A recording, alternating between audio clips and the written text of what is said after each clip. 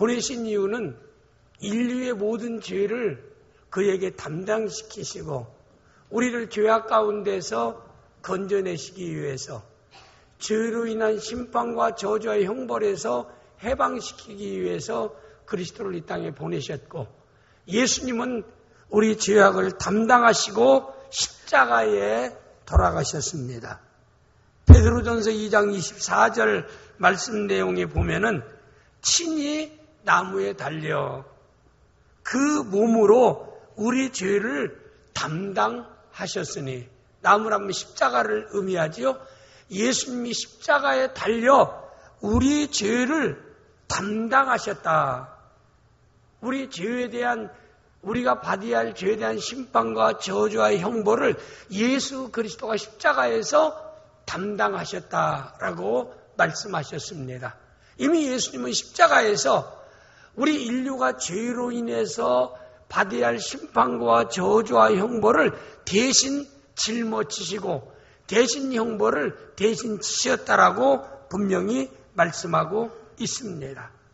그런데 만약에 예수님이 다시 사흘 만에 살아나지 않았다라고 하면은 예수님이 십자가의 대속의 죽음은 우리가 신뢰할 수도 없고 또 믿을 수도 없고 받아들일 수도 없는 것입니다.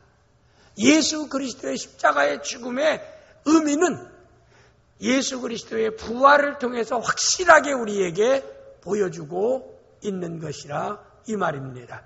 그래서 예수 그리스도의 부활에 대해서 누가복음 24장 6절 말씀 내용에 보니까 여기 계시지 않고 살아나셨네. 갈릴리에 계실 너희에게 어떻게 말씀하신지를 기억하라. 이건 예수님께 막달라 마리아와 다른 마리아가 향품을 가지고 주님 앞에 찾아갔습니다. 찾아가서 예수 그리스도의 향유를 붓기 위해서 갔는데 예수님이 그 자리에 계시지 아니합니다.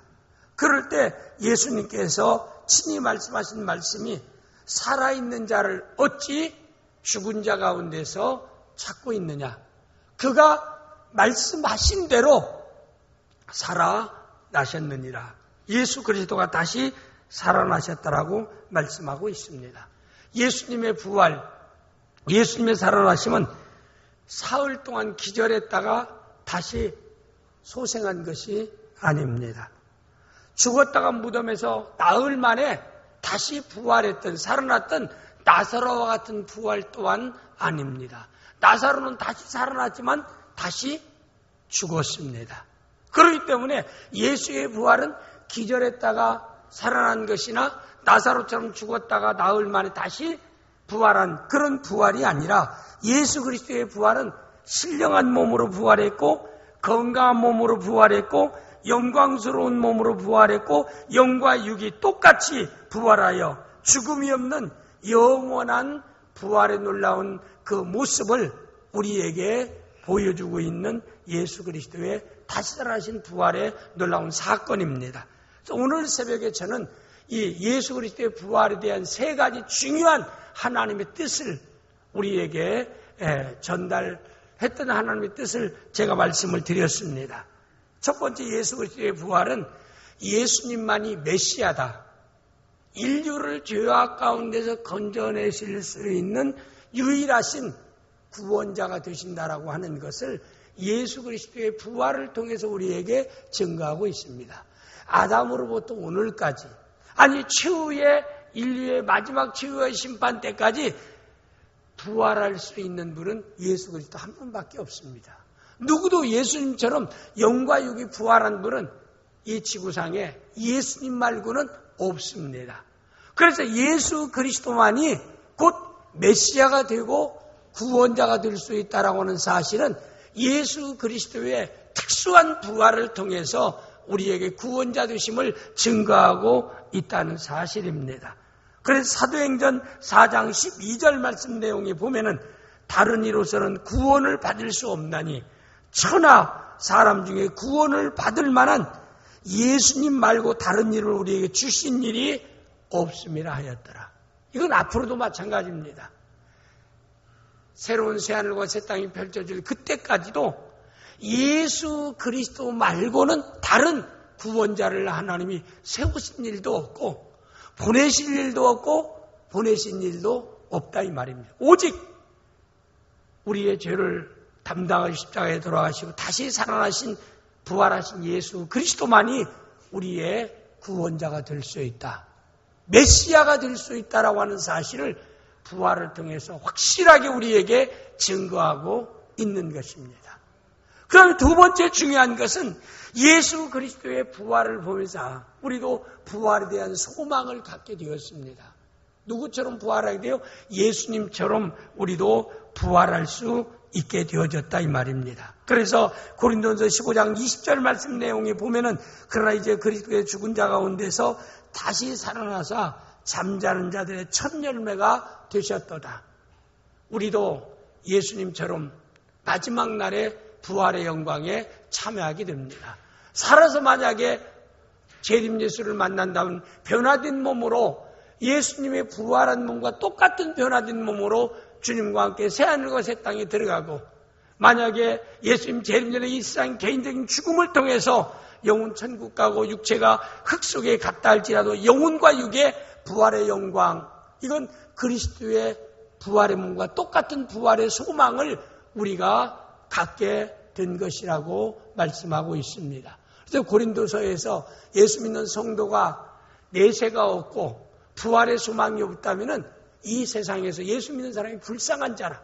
왜? 그 초대교회에서는 로마의 극심한 박해를 받았습니다. 예수를 믿기 때문에 옥에 갇혔고 예수를 믿기 때문에 때로는 축출되기도 하고 큰 엄청난 박해를 받았습니다. 그러면은 예수 믿고 세상에서 이렇게 축출당하고 핍박당하고 죽임까지 당한다라고 하면 내세가 없다면 부활의 영광이 없다면 얼마나 불쌍한 자냐 이 말입니다. 그러나 우리에게는 부활하신 예수님처럼 부활의 소망이 있고 영원한 천국이 있다라고 하는 사실, 새하늘과 새 땅이 있다는 사실을 예수의 부활을 통해서 확실하게 우리에게 보여주고 있기 때문에 예수님의 부활하심을 보니까 내세가 확실히 있고 예수님의 부활하심을 보면서 우리도 예수님처럼 부활할 수 있는 확실한 산 소망을 갖게 된 줄을 믿습니다. 그러면 세 번째 예수 그리스도의 부활은 예수님이 죽은 자가 아니라 살아계신 주님이시다. 우리가 믿는 예수님은 죽은 예수를 믿는 게 아니에요. 이 불교에서는 석가모니 지금 무덤에 흙이 되어 있는 석가모니를 그런 교주로 그들은 믿고 있습니다. 다른 모든 종교의 교주는 다 죽어 있는 자예요. 그러나 생명이 있는 예수 그리스도는 죽음을 이기신 사망 것을 깨뜨리고 다시 살아나신 살아계신 예수 그리스도를 우리는 주님으로 고백하고 우리의 구원자로 고백하고 우리가 있습니다. 그래서 히브리 13장 8절 말씀 내용에 보면은 예수 그리스도는 어제나 오늘이나 영원토록 동일하시니라. 동일하다는 말은 뭐냐면 살아계신 분이시라 이 말입니다. 이 땅에 오시기 전에도 하나님의 보좌에 계셨고 이 땅에 오셔서 33년 동안도 이 땅에 계셨고 그 다음에 죽은 후에 3일 만에 다시 살아나셔서 하나님의 분에 살아계신 분으로서 오늘 또 동일하게 요한복음 10장 10절 말씀인데 내가 온 것은 생명을 얻게 하고 더 풍성케 하려는 것이다. 생명과 풍성함을 위해서 오늘 또 우리 주님은 살아계신 분으로서 역사하고 계신 줄 믿습니다. 부활할 수 있는 능력자예요. 부활할 수 있는 지혜로운 분입니다. 전능하신 주님은 오늘 또 살아계신 분으로서 우리의 기도가 하나님께 상달되게 하고 오늘 또 천사를 통해서 우리를 보호해주고 우리를 동행하고 우리의 영혼을 천국으로 인도하시는 모든 역사를 오늘 또 끊임없이 이루어가고 있고 삶의 현장에서 풍성한 삶을 누리도록 끊임없이 오늘 또 살아계셔서 역사하시는 예수 그리스도 예수님이라는 사실을 우리에게 무엇을 통해서 확실하게 증거하고 있어요? 부활을 통해서 증거하고 있다라고 하는 이 세 가지를 오늘 새벽에 말씀을 드렸습니다. 오늘 예수님이 다시 사망을 깨뜨리시고 부활하신 날, 부활주의를 맞이해서 오늘 저는 부활하신 예수님이 찾아가서 만났던 사람들이 많이 있습니다. 40일 동안 사망권세를 이기시고 부활하신 40일 동안 많은 사람들에게 자신을 보여주셨고 만나 주셨습니다. 만난 모든 사람들을 제가 오늘 여러분에게 말씀드리지 않고 대표적으로 한 3사람만을 여러분들에게 소개하면서 함께 우리가 다짐하고 결단하고 그리고 믿음에 대한 사명에 대해 확인할 수 있는 은혜로운 시간 되어질 수 있기를 주님의 이름으로 축복합니다. 먼저 말씀드리고자 하는 것은 요한복음 20장에 있는 말씀의 내용입니다. 20장 24절 29절까지의 말씀의 내용은 12 제자 중에 하나로 딩도라 불리는 도마는 예수께서 오셨을 때 함께 있지 아니한지라. 예수님이 3일 만에 부활하셨어요. 부활하신 모습을 예수님은 10명의 제자에게, 가룟 유다는 이미 자살해서 없었고 11명의 제자 가운데 10명의 제자가 있는 그 장소에 예수님이 부활하신 몸으로 나타나서 그들에게 평강이 있을지어다라고 부활의 모습을 보여주셔요. 그런데 그 자리에 누가 없었냐면 도마라고 하는 예수님의 제자가 나타나신 그 장소에 도마라는 제자가 없었어요. 그래서 그가 10명의 제자가 우리가 부활하신 예수님을 만났다. 그분으로부터 우리에게 말씀을 들었다라고 얘기할 때 그때 도마는 그 제자들에게 얘기합니다. 내가 그의 손에 못자국을 보며 내 손가락을 못자국에 넣으며 내 손을 그 옆구리에 넣어보지 않고는 믿지 아니하겠노라 라고 그가 이렇게 제자들에게 나는 믿을 수가 없다. 예수님이 부활했다는 사실을 나는 믿을 수가 없다. 내가 내 눈으로 보고 내 손으로 예수님 십자가에 못 박힌 자국을 만져보고 내 손을 넣어서 옆구리에 창자국에 내 손을 집어넣기 전에는 예수의 부활을 나는 믿을 수가 없다라고 얘기했습니다.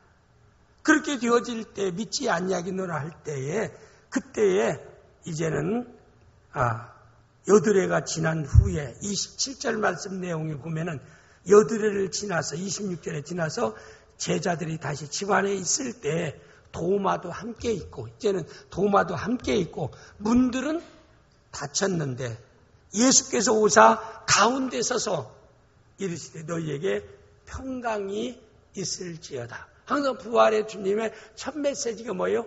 너희에게 평강이 있을지어다. 영적으로, 정신적으로, 육체적으로, 생활적으로 너희에게 평강이 있을지어다. 부활한 주님의 첫 메시지입니다. 평강의 복이 오늘 여러분에게도 주어질 수 있기를 주님의 이름으로 축복합니다. 그리고 난 뒤에 친히 27절 말씀 내용이 오니까 도마에게 주님의 시선이 고정됩니다. 다른 제자들에게 주님이 평강을 축복하고 난 뒤에 예수님의 시선이 의심했던 도마에게 예수님의 시선이 집중되면서 그에게 주님께서 부활하신 주님이 말씀하십니다. 도마에게 이르시되 내 손가락을 이리 내밀어 내 손을 보고 내 손을 내밀어 내 옆구리에 창자국 옆구리에 네 손을 집어 넣어보랴. 그리하여 믿음 없는 자가 되지 말고 믿는 자가 되라. 따라서 믿음 없는 자가 되지 말고 믿는 자가 되라. 주님이 부활하셔서 도마에게 와서 의심하는 자가 되지 말고 좀 믿는 자가 되라. 뭐예요? 모세와 선지자와 예언자들과 내가 십자가에 죽을 것을 이미 말씀했고 그리고 3일 만에 다시 살아나리라는 것도 이미 말씀했지 않느냐. 그토록 하나님께서 그리고 이렇게 선지자와 예언자와 모세와 나를 통해서 말씀했는데 제자라는 내가 왜 그렇게 하나님 말씀을 믿지 못하느냐. 그가 예수님 말을 듣고 주여 내가 믿나이다라고 얘기할 때에 그때 27절에 말씀은 29절에 예수께서 신앙 고백을 하니까 도마가 비로소 주의 말씀을 듣고 믿는다라고 신앙 고백하니까 29절 말씀 내용에 보면 예수께서 이르시되 너는 나를 본고로 믿느냐. 네가 시각적으로 예수 그리스도를 본고로 믿느냐 그래요. 그러면서 보지 못하고 믿는 자들은 복되도다 하시니라. 보지 못하고 믿는 자라는 말은 시각적으로 네가 부활의 주님을 보지 못한다 할지라도 이미 모세와 선지자와 예언자와 내가 얘기했던 하나님 말씀을 믿고 부활의 주님을 받아들이는 사람은 복이 있도다 라고 말씀하고 있습니다. 우리 신앙생활에서 경계해야 될 이유가 뭔 줄 아십니까? 의심입니다. 의심. 우리는 우리 마음속에 의심을 떨쳐내야 돼요. 의심은 항상 환경과 조건을 통해서 의심을 갖게 합니다. 사람이 의심할 수밖에 없는 것은 환경과 조건을 보이는 환경과 조건만 보고 판단하고 생각하기 때문에 그래요. 그러나 예수를 영접하고 믿음을 따라 살아가는 사람들은 하나님의 정확한 말씀을 믿고 환경과 조건을 앞서가는 것이 믿음이에요. 히브리 11장 1절에 믿음은 바라는 것들의 실상이요 보지 못하는 것들의 증거라. 우리가 확실한 눈에 보이는 증거는 말씀입니다. 그러나 하나님의 말씀을 우리는 확인하는 게 아니라 믿는 거예요. 믿을 때 하나님이 믿음을 따라 역사하십니다. 언제나 그랬어요. 도마는 이미 수많은 예언자와 선지자와 모세와 예수님이 했던 말씀을 믿지 못하고 눈으로 시각적으로 부활하신 주님을 보고 난 뒤에 믿는다라고 얘기할 때 내가 시각적으로 꼭 봐야만 믿느냐? 눈에 보이지 않아도 선지자와 예언자와 내가 한 그 말씀을 믿는 그들에게 복이 있도다 그랬어요. 오늘 낙원의 귀한 성도들도 우리가 믿음을 따라 산다면 때로는 여러 가지 기도하면서도 의심할 때가 많아요. 하나님 말씀을 따라 순종하면서도 때로는 의심이 생길 때가 많아요. 의심은 하나님의 역사를 지연시킵니다. 하나님 응답을 가져올 수 없게 만드는 것입니다. 저는 믿음은 하나님이 우리에게 은혜 베풀 때 은혜를 받을 수 있는 그릇으로 저는 항상 설명을 합니다. 하나님 은혜를 주셔도 받을 그릇이 있어야 되는 것입니다. 그 그릇과 같은 게 뭐예요? 믿음입니다. 확실한 하나님 말씀이 있어요. 우리는 하나님 말씀을 믿는 자 되어질 수 있기를 바랍니다. 믿는 자 되어져서 네가 꼭 시각적으로 주님을 봐야만 믿느냐.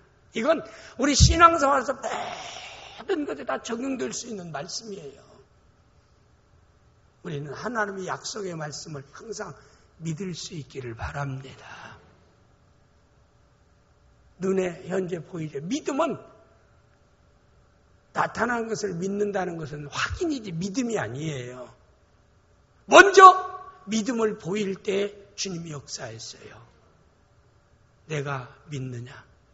내가 너에게 무엇하여 주기를 원하나? 주여 내가 보기를 원하나이다. 내 믿음대로 될지어다. 우리 주님께서 내가 그의 옷자락에 손을 대기만 해도 내 혈루병이 나으리라는 믿음을 갖고 한 이방 여인이 예수님의 옷자락에 손을 대자마자 나았어요. 왜? 그 마음속에 예수님의 옷자락에 손을 대고나니 혈루병이 나으리라는 믿음을 갖고 나와서 만질 때에 그에게 치료의 놀라운 역사가 있었던 것입니다. 예수님이 가나 혼자인 채 역사에서도 물을 항아리에 부으라. 하인들은 예수님한테 부었어요. 떠서 손님과 연회장에게 포도주로 접대하라. 자기들이 갖다 부은 물입니다. 조금 전에. 그걸 포도주에 떠서 갖다 주라. 의심하지 않고 떠서 갖다 주니까 물이 극상품 포도주가 되어진 놀라운 기적의 역사가 있었던 것입니다. 우리가 아람 나라의 나아만 장군이 엘리사의 말을 따라서 문둥병 치유를 위해서 요단강 7번 들어가 내 몸을 씻으라. 이 나병원이요. 물은 절대 대면 안 됩니다. 더 왕성하게 고통을 더하고 더 병을 악화시키는 요인인데도 나만 장군은 하나님 선지자의 말대로 7번 몸을 담고 씻었더니 어린아이의 살같이 깨끗하여 진지라. 믿음은 뭐예요?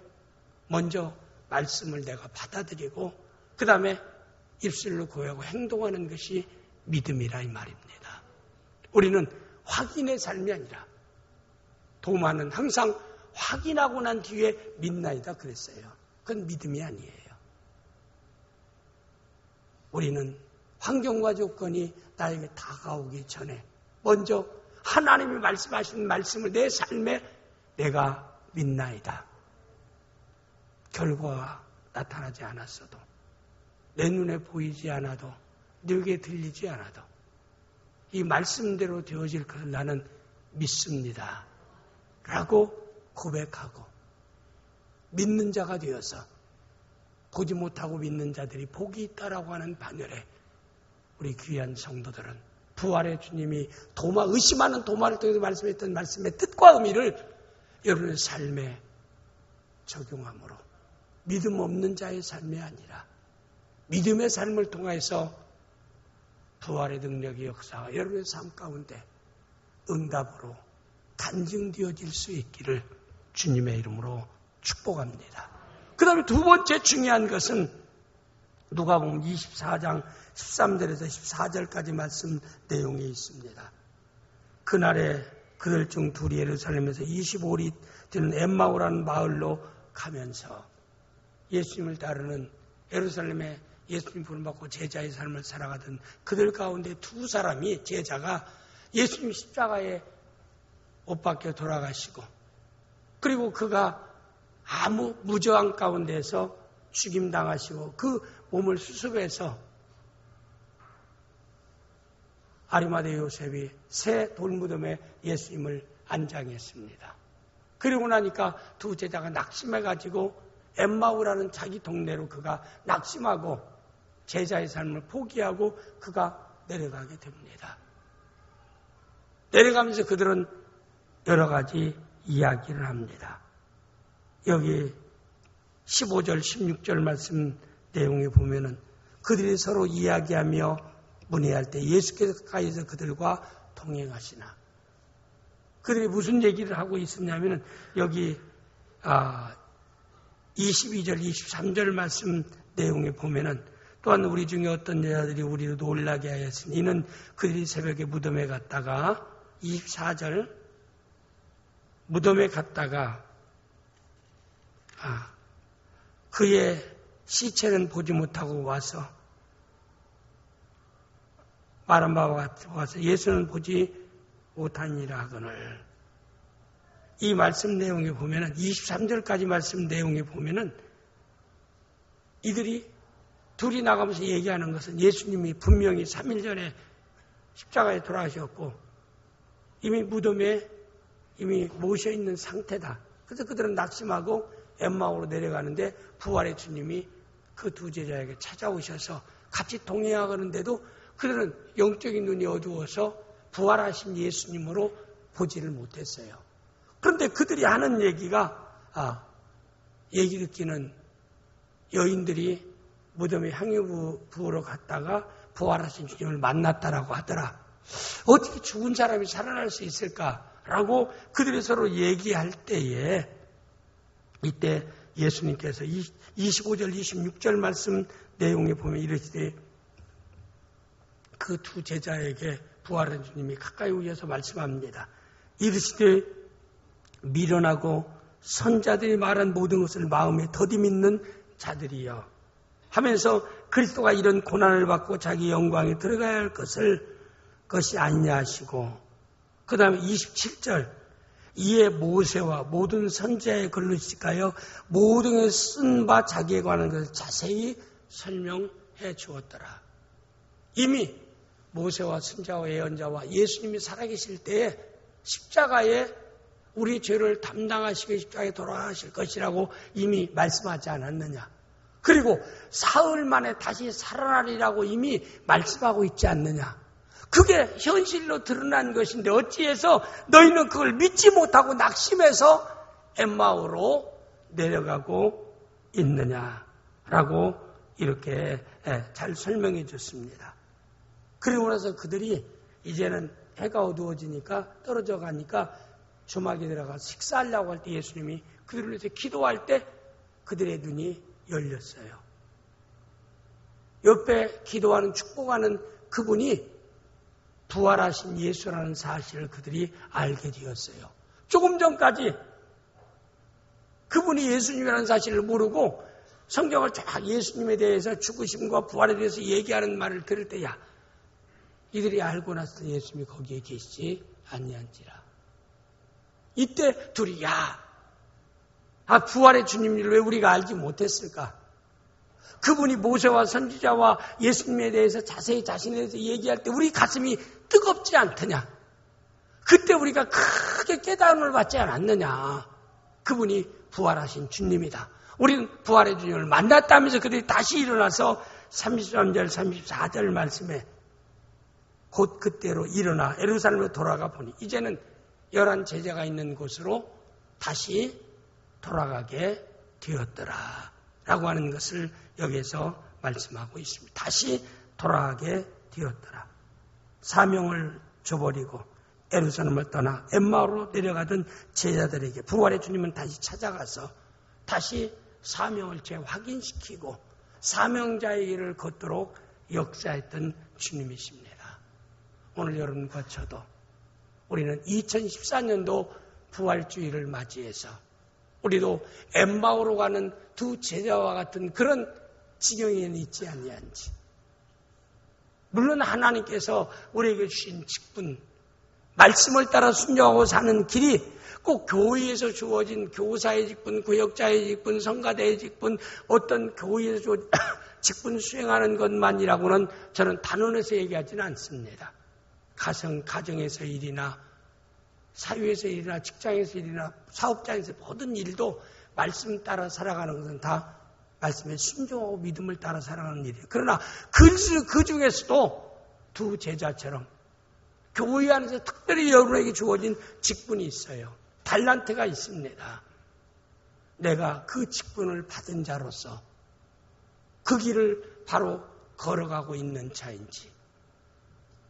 오늘 부활의 주님은 오늘 또 우리에게 말씀으로 찾아오셔서 너는 혹 예루살렘에서 엠마오로 내려가는 제자와 같은 지경이 있지 아니한지 우리 자신을 다시 한번 검토해보고 내가 엠마오로는 제자와 같은 그런 자리에서 사명을 감당하고 있다면 이런 계기에 다시 예루살렘에 올라와서 제자의 삶을 살았던 엠마오 두 제자처럼 주님 앞에 주님이 주신 그 주어진 직분에 더욱 충성스러운 성도로 삶이 다시 이렇게 전환되어지는 귀한 계기가 되어질 수 있기를 주님의 이름으로 축복합니다.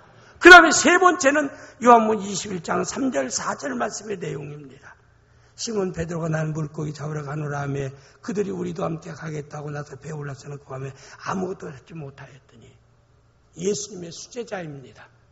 예수님을 위해서 목숨까지도 내걸고 죽겠다는 이 수제자 베드로가 예수님 십자가에 죽자마자 예루살렘에서 사명 감당할 모든 사명과 직분, 사람은 어부로서의 직분을 다 내려놓고 혼자 간 것도 아니고 같이 어부로 부름받던 안드레, 야고보, 요한 같이 대동해가지고 갈릴리로 내려갑니다. 그래서 3년 전에 버렸던 배와 그물을 다시 잡고 그들과 함께 밤을 새워가면서 열심히 그물을 던지는 겁니다. 근데 그 한밤에 한 마리의 고기를 잡지 못했어요. 빈배됐어요. 이때 부활의 주님이 예루살렘에서 갈릴리 3년 동안 제자로 그토록 시청각교육을 훈련시켰던 그 수제자 베드로가 사명을 저버리고 갈릴리에 가서 지금 어부로 다시 돌아가 있습니다.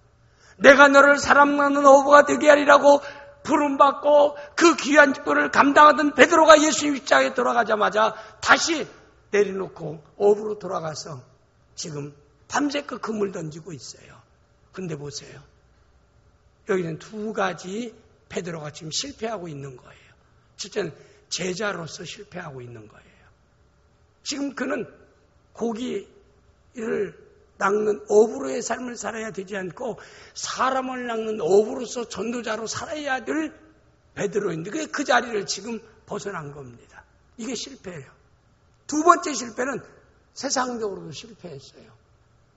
그렇게 실력도 있고 경험도 있고 모든 여건도 갖춰있는 베드로가 밤을 새워 그물을 있을 만한 곳에 그물을 던지는데도 한 마리의 고기를 잡지 못하고 빈배되었다라고 하는 사실입니다. 빈배라고 하는 것은 실패를 의미하는 겁니다. 어부는 만선을 이뤄야만이 성공한 겁니다. 그러나 한 마리의 고기를 잡는 빈배되어진 베드로. 제자로서도 실패했고 세상적으로도 실패했고 실패의 현장에 부활의 주님은 찾아오셨던 것입니다. 그러고 나서 처음 제자들 때와 똑같은 기적을 그에게 체험케 합니다. 고기 잡은 거 이제 없나이다. 깊은 오른편에 던지자 153마리의 큰 고기가 잡힌지라. 그때 우리 주님이 베드로에게 질문합니다. 먼저 이름을 불러요. 요한의 아들 시몬아. 부활한 주님이 지금 얘기하고 있는 거예요. 어떤 베드로에게요? 실패한 베드로에게.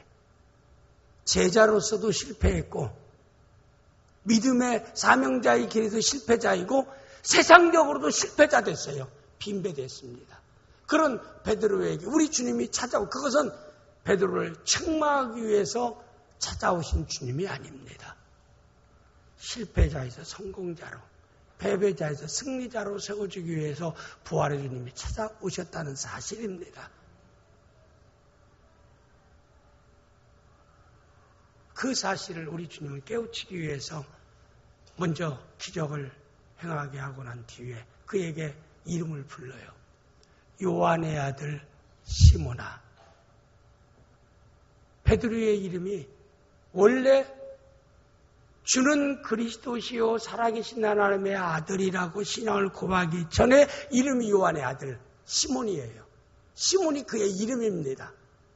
그런데 주님을 구주로 고백하고 주는 그리스도시요 살아계신 하나님의 아들이라고 빌리보지의 신앙을 고백할 때 이제는 네 이름이 요한의 아들 시몬이 아니라 페트라, 반석 베드로라 그랬어요.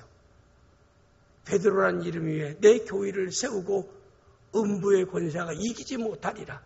땅에서 매이면 하늘에도 매일 것이요 땅에서 풀면 하늘도 풀리리라는 엄청난 놀라운 축복과 권세를 그에게 주셨어요. 그건 신앙 고백했을 때 그를 부르는 주님이 주신 이름입니다. 그런데 우리 주님께서 그 이름을 부르지 않아요. 여러분, 좋은 이름을 주님 앞에 받았다면 주님이 무슨 이름 불러주기를 여러분 원하겠습니까? 좋은 이름 불러주기를 원하지 않아요. 우리가 이름, 옛날 이름이 있고 예수를 믿기 전에 예수님의 제자가 되기 전에 받았던 그 이름, 부모로도 받은 이름이 있는데 주님을 만나서 신앙 고백한 축복의 이름, 베드로라는 이름을 주님 앞에 받았습니다. 그런데 그동안 수없이 베드로에게 베드로야 베드로다 부르던 주님이 사명에 실패하고 세상적으로 실패한 자리에 있는 그에게 찾아오셔서 이름을 부를 때 이름을 뭐라고 불러요? 요한의 아들 시몬아. 우리 예수를 영접해 여러분과 저의 이름은 뭐예요? 성도예요. 성도란 말은 거룩한 자, 구별된 자. 세상 사람과는 구별되고 다른 자예요. 그런데 우리의 삶은 세상 사람과 똑같은 삶을 살아가고 세상 사람과 더 못된 삶을 살아가고 불의와 타협하고 죄악과 타협하고 악랄한 삶을 살아가면은 설령 그가 예수를 구주로 믿었다는 사람이라 할지라도 그를 성도라고 부르기에는 마땅한 이름이 아니라 이 말입니다. 그걸 연상하면 되는 거예요. 여러분과 저는 정말 성도라는 이름으로 불려지기에 전혀 여러분이 마음속에 부담이 없습니까?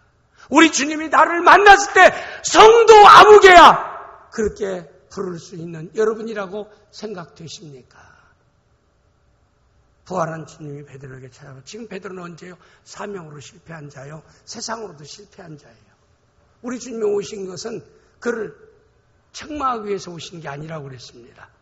실패한 그들을 다시 성공자로 세우기 위해서, 패배한 그를 승리자로 세우기 위해서 주님이 오셨어요. 그런데 먼저 그에게 자신을 먼저 깨닫게 합니다. 너는 베드로가 아니라 너는 요한이라 이 말입니다. 그리고 난 뒤에 주님이 세 가지를 질문하잖아요. 내가 세상의 모든 사람보다, 세상의 모든 것보다 나를 더 사랑하느냐? 그럴 때 내가 주님 사랑하는 것, 그래야이다. 내가 주님 사랑하는 것 주님이 하시나이다. 세 번씩이나 주님이 질문해요. 세 번째는 근심하여 가로되 내가 그리하이다. 내가 주님 사랑하는 것 주님이 아시나이다. 라고 할 때 우리 주님이 어린 양을 먹이라, 내 양을 치라, 내 양을 먹이라고 말씀합니다. 제가 아까 얘기했지요. 우리가 믿음을 따라 살아가는 것, 말씀에 순종하는 삶이 다 믿음을 따라 살아가는데 그 가운데서도 베드로가 고기 잡는 것은 성공자로 세웠다라고 하는 것을 얘기하는 게 아니에요. 너에게는 특별한 하나님 나라를 위한 사명이 주어졌다 이 말입니다. 자르먹는 어부로 전도자로서의 사명이 주어졌고 그 사명을 감당하는 것이 직접적으로 나를 사랑하는 것이다. 우리가 가정에서, 사회에서, 직장에서 말씀에 순종하는 것, 믿음을 따라 살아가는 것이지만 직접적으로 내가 주님을 사랑하는 우리 주님이 확인하기를, 부활의 주님이 확인하는 그것은 교회에서 주어진 직분에 충성하는 것이라고 하는 사실을 마음에 담아내는 귀한 성도가 되어질 수 있기를 바랍니다. 내가 나를 사랑하느냐? 교회에서 주어진 구역장의 직분을, 교사의 직분을, 성가대의 직분을, 때로는 장로의 직분을, 목사의 직분을, 권사의 직분을 너희가 잘 감당하는 그것이 곧 나를 사랑하는 것이니라 라고 주님이 오늘도 우리를 향해서 말씀하고 있습니다. 그래서 오늘 2014년도 우리가 부활주의를 향해서 부활의 주님 오늘 또 찾아오셨어요. 내가 실패자의 길을 걸어가고 있는지, 성공자의 길을 걸어가고 있는지, 패배자의 삶을 사는지, 승리자의 삶을 사는지 하는 것은 여러분이 잘 알고 계실 줄 압니다. 우리 지금 오늘도 부활의 주님이 찾아오셔서 우리에게 질문하십니다. 내가 나를 세상의 모든 것보다, 세상의 모든 사람보다 더 사랑하느냐? 내가 주님을 그리하이다. 내가 주님 사랑하는 주님이 하시나이다. 내 직분, 특별한 그 직분과 사명에 충성된 삶을 살아가는 곧 나를 사랑하는 것이라는 주의 음성을 듣고 더욱더 주어진 분에 충성하며 살 수 있는 귀한 성도가 되어서 패배자의 삶이 아니라 승리자의 삶, 실패의 삶이 아니라 성공적인 삶을 살아갈 수 있는 우리 모든 성도들이 되어질 수 있기를 주님의 이름으로 축복합니다. 기도하겠습니다. 아버지